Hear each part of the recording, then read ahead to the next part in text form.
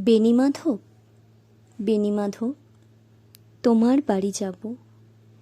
বেণীমাধব, তুমি কি আর আমার কথা ভাবো?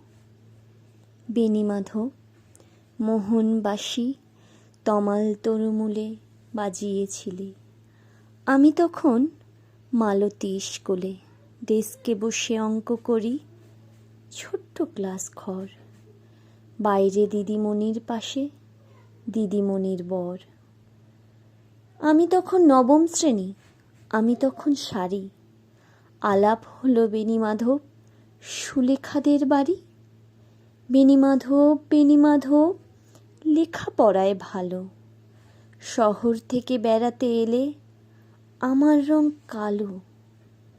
তোমায় দেখে এক দৌড়ে পালিয়ে গেছি ঘরে। বেণীমাধব, আমার বাবা দোকানে কাজ করে। কুঞ্জে অলি গুঞ্জে তবু ফুটেছে মঞ্জরি। সন্ধেবেলা পড়তে বসে অঙ্কে ভুল করি। আমি তখন নবম শ্রেণী, আমি তখন 16। ব্রিজের ধারে বেণীমাধব, লুকিয়ে দেখা হলো। বেণীমাধব, বেণীমাধব, এত দিনের পরে সত্যি বলো, সেসব কথা এখনো মনে পড়ে? সেসব কথা বলেছ তুমি তোমার প্রেমিকাকে? আমি কেবল একটি দিন তোমার পাশে তাকে দেখেছিলাম আলোর নিচে, অপূর্ব সে আলো। স্বীকার করি, দুজনকেই মানিয়েছিল ভালো। জুড়িয়ে দিল চোখ আমার, পুড়িয়ে দিল চোখ। বাড়িতে এসে বলেছিলাম ওদের ভালো হোক।